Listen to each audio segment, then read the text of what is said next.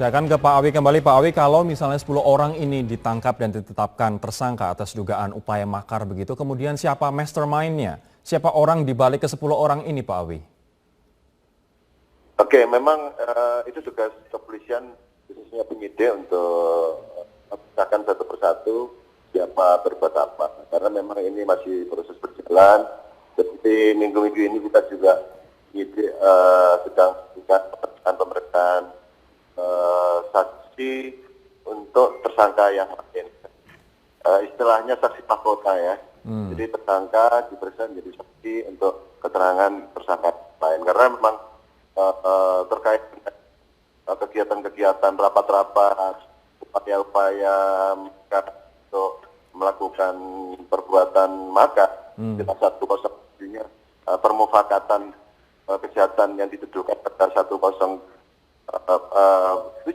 di pasal 110, tentunya ini perlu konstruksi hukum gitu. Jadi ada beberapa hal yang harus disinkronkan antara keterangan saksi-saksi, kemudian sudah ada keterangan dari ahli, ada bukti-bukti petunjuk dan surat. Ini semua akan tentunya akan mengerucut siapa nanti yang tadi disampaikan sebagai pihak dananya, siapa tempatnya, tentunya nanti akan terungkap setelah penyidikan ini selesai. Polisi kabarnya sudah menduga adanya aliran-aliran dana, bahkan menyebut ada aliran dana ke Ibu Rahmawati 300 juta yang Ibu Rahmawati sudah bantah dan itu hanya cukup untuk beli bakso begitu. Nah, kalau misalnya sudah mengantongi aliran-aliran dananya, ini sumbernya dari mana, Pak Awi? Kita masih dalam, ya, begitu masih mendalami itu. Tentunya semua keterangan saksi-saksi sangat signifikan karena kita sudah memang mengantongi alat bukti yang tadi disampaikan. Ada 4 alat bukti, mulai dari keterangan saksi, keterangan ahli, kemudian surat dan petunjuk. Termasuk terakhir penyidik juga sudah melakukan mendapatkan izin dari pengadilan untuk melakukan pengambilan data dari HP-HP para tersangka, dan di sana memang ada hal-hal yang cukup signifikan yang bisa menjadi petunjuk dari tadi keterangan saksi, keterangan ahli maupun surat yang kita ketemukan. Sebelum saya beralih ke Bang Kris nih, Pak Awi, mohon kami diyakinkan bahwa memang betul ada aliran dana yang ini digunakan, tujuannya digunakan untuk menggulingkan pemerintah yang sah, Pak Awi. Halo, Pak Awi. Iya, gimana Mas? Sebelum saya beralih ke Bang Kris, mohon kami diyakinkan dan juga pemirsa diyakinkan bahwa memang ada betul aliran dana yang mengalir ke orang-orang ini, tersangka-tersangka ini, dan digunakan untuk nantinya tujuan makar atau menggulingkan pemerintahan yang sah. Bahwa mereka ini kan merencanakan seperti Bapak Kapolri sampaikan, menggerakkan massa setelah acara sholat Jumat, yang rencananya di sepanjang Jalan Sudirman sampai Tamrin, pusat PKI, kemudian kita pindah ke Monas itu. Mereka akan digerakkan ke DPR MPR. Baik. Dan ada kekuatan-kekuatan yang mesti disiapkan untuk bergerak ke sana. Tentunya kegiatan-kegiatan tersebut perlu support dana tadi. Inilah yang sedang dilakukan penyelidikan, didalami, terus dicari alat buktinya, termasuk barang-barang bukti yang terkait dengan kasus ini. Jadi ini masih proses, tentunya masyarakat harap bersabar, tentunya nanti akan terbuka semua di pengadilan. Baik. Nah, sebelum kita nanti melihat di pengadilan, saya ingin minta pendapatnya Bang Kris nih, menggerakkan massa ke DPR MPR dan ada kekuatan-kekuatan yang disiapkan untuk bergerak ke sana, dan ini tentunya perlu support dana. Ya dideklir aja oleh penyidik siapa gitu loh, sehingga masyarakat tahu bahwa yang disidik oleh polisi adalah misalnya si A gitu kan. Jangan dengan berkembangnya isu yang dilontarkan oleh penyidik ada penyandang dana, tapi masyarakat bertanya-tanya siapa. Akhirnya senior saya Egy Sujana turun gunung untuk membuat laporan polisi gitu loh di Polda Metro Jaya bahwa dia tidak terkait dengan medsos yang ada di medsos itu, bahwa dia menerima aliran dana gitu. Bang Kris, katanya tadi juga di Saripan Pasifik ketika Bu Ratna Sarumpait ditangkap polisi begitu, emang rapatnya membahas apa sih? Nggak ada rapat. Kak Ratna Sarumpait itu tidak ikut rapat yang disangkakan oleh Kan penyidik. ada Ahmad Dhani juga. Iya, mereka tidur di hotel tersebut untuk persiapan menghadiri acara tanggal 2. Itu tidak kebetulan itu, Abang, ada kemudian Ratna Sarumpait, ada Ahmad Dhani di satu hotel. Ternyata di foto tadi juga ada mereka bareng-bareng di situ. Iya, jadi memang Monas dan Hotel Saripan Pasifik kan jaraknya 1 kilo. Ya. Dengan mereka berjalan kaki aja udah sampai gitu loh.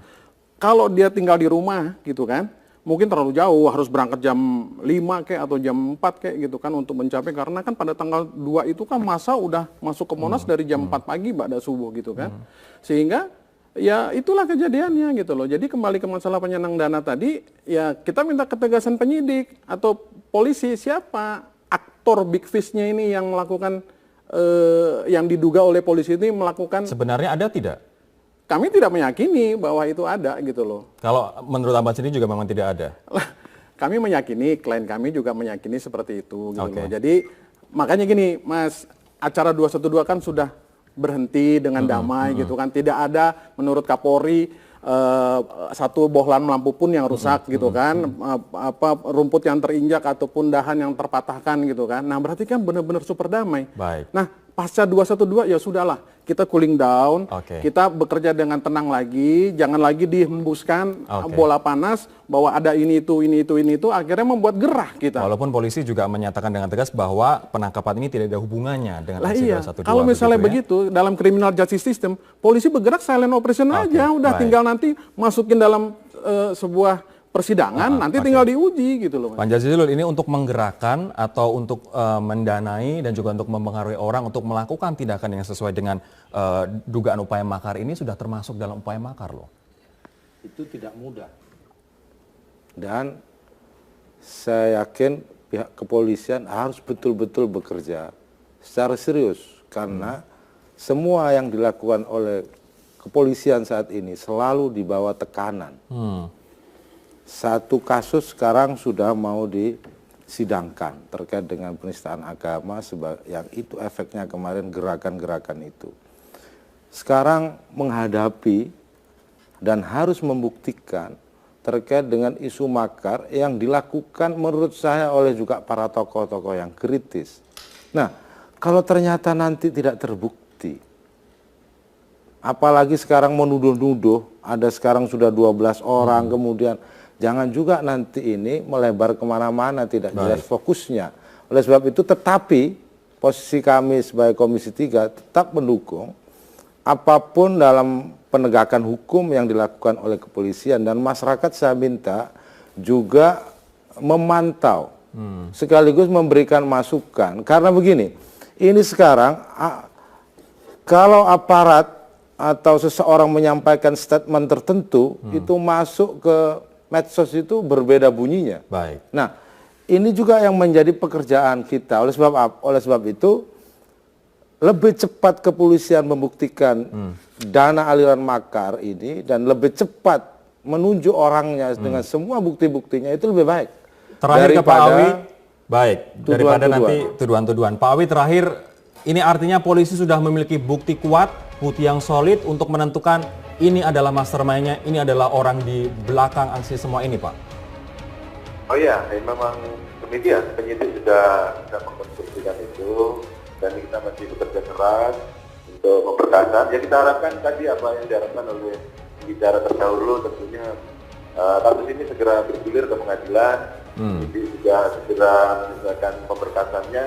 Tentunya kalau sudah lengkap akan segera kita serahkan ke JPU untuk diteliti. Baik, kita sudah di bawah tangan ya sebelum resmi surat ini dikirimkan, dan masih sudah kita laksanakan koordinasi dengan JPU terkait dengan konstruksi hukum ini. Jadi memang polisi tidak ragu-ragu tentang hal ini. Baik, baik.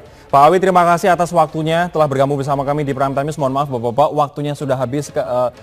Singkat saja Bang. Pak Awi, Singkat saja. Tolong Pak Awi, tolong dipercepat aja penyidikan mengenai masalah penyandang dana ini siapa, agar Oke. masyarakat tidak resah gitu loh. Baik. Atau kalau misalnya tidak mau dipercepat, silent operation aja. Oke, Ya, oke. sehingga masyarakat tidak resah. Ini artinya pelimpahan ke kejaksaan, kemudian pelimpahan pengadilan pun juga diharapkan juga dipercepat agar jelas terang benderang begitu. Terima kasih teman-teman, bapak-bapak atas waktunya. Dengan perkembangan hukum yang menjerat sekarang sudah ada total 12 orang Bang Jazilul. Yang terakhir Hatta Taliwang terkait dengan dugaan penyebaran ujaran kebencian berdasarkan Undang-Undang ITE. Apa tanggapan Anda soal ini? Gini, kami kemarin tanggal 5 Desember raker dengan Kapolri untuk meminta penjelasan atas masalah-masalah yang sedang berkembang, khususnya menyangkut demo 212, 411 dan masalah makar. Kapolri menyampaikan bahwa ini negara hukum. Kami setuju bahwa semua yang bersalah harus diproses secara hukum. Baik. Tetapi timbulnya sebuah kejahatan, apalagi menyangkut KUHP pasal 107, kejahatan terhadap keamanan negara. Kemudian yang disimbolkan dengan kata makar, itu berbarengan dengan peristiwa tertentu. Peristiwa tertentu yang saya maksud adalah pilkada sebenarnya. Awalnya itu semuanya pilkada DKI yang kemudian pro kontra dengan apa yang disampaikan oleh salah satu kandidat. Jangan lupa saya sampaikan kepada Kapolri bahwa ini masalahnya pilkada. Dan lihat juga nanti pilkada di tempat-tempat lain. Yang menggunakan isu pilkada dari mananya? Polisinya ataukah dari mereka yang ingin menggunakan isu pilkada ini untuk berbuat lebih jauh, untuk makar misalnya? Makanya sebenarnya ini menurut saya ada semacam gitu loh, antisipasi yang terlambat menurut saya. Sehingga isu terkait dengan penistaan agama yang disampaikan oleh salah satu kandidat kontestan di Pilkada DKI itu muncul menjadi sesuatu yang besar. Nah, yang saya tangkap dari penjelasan Kapolri bahwa aksi 212 itu memang sudah mulai harus diredam. Nah, saya ingat betul sebelum itu disampaikan satu maklumat tentang gerakan makar atau ada pendompleng pada aksi 212.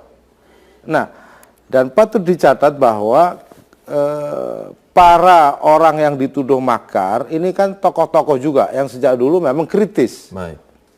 Dan diambil itu subuh sebelum aksi 212. Ini artinya apa menurut Anda?